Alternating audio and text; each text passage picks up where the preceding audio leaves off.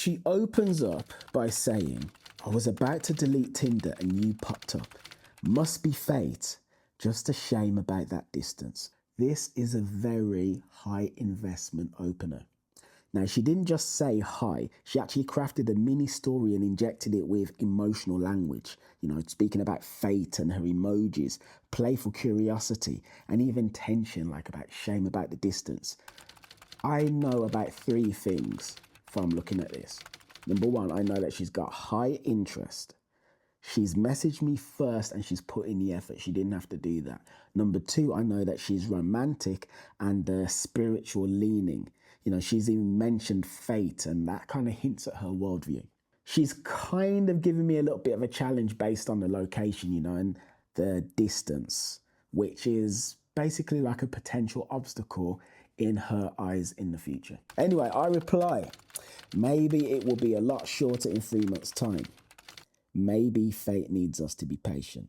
Now, there's a layered intent behind all of this. Number 1, the first line, I'm subtly communicating that I'll be back soon without sounding like I'm chasing, all right? So this is where we plant hope without pressure. I'm letting her know I'll be back soon, but it doesn't seem like I'm trying too hard to let her know.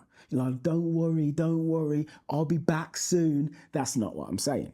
Second line keeps things light and aligned with her framing, where instead of resisting the distance, I accept it, but there's a power move because I show that I'm not in a rush and I don't need anything from her. Non-neediness equals attraction. She then responds, I'm in Glasgow, but I'm good at being patient, so let's let fate do its thing. Here she is mirroring my framing, right? Let fate do its thing. And she's doubling down on her willingness to wait. She's matching my energy, which is a massive green flag. At this point, it is very clear that she's emotionally brought in. I then follow up with, let's see what the universe has in store for us. I'd like your details to stay in touch until I'm back. This is what I like to refer to as a well-timed close. The first line continues a spiritually romantic framing. It's not cheesy, it's playful, and it's self-aware. And it's aligned with the vibe she's initiated. And let's not forget, she seems to be spiritually leaning. So if you can speak to a woman in language that she's going to understand or she's going to resonate with, you're way more likely to hook her in and to make the convo fun and enjoyable. There we go. Second line is assertive but smooth. I'm not asking for her number. I'm stating that I'd like it as a way to stay connected. There's no pressure, but there is intent. Now, here's some things to note. Emotional stay over time-based strategy. It wasn't fast because I wanted it to be.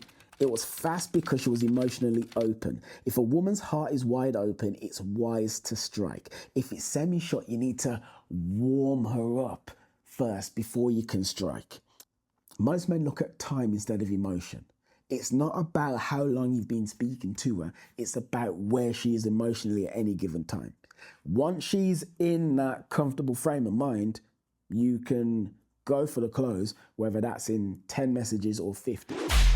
Matching her language creates connection. She mentioned fate, and I echoed fate and offered continuity. This is what is called calibrated mirroring. You don't just talk about what you want. You speak the language of her emotional reality. Okay, let me say that again.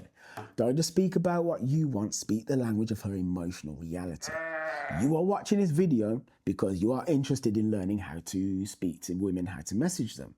Ergo, I'm speaking about your interests and now you're like, oh, let me listen to see what this man's got to say. If you can speak the language that the women you are interested in also speak, they will be intrigued. You know, you will feel more comfortable, more interesting, more intriguing, more novel, more powerful. Non-neediness does not mean disinterest. There is a difference between not being needy and not showing intent. I've made it clear that I liked her, but not in a way that screamed desperation. I didn't pedestalize her.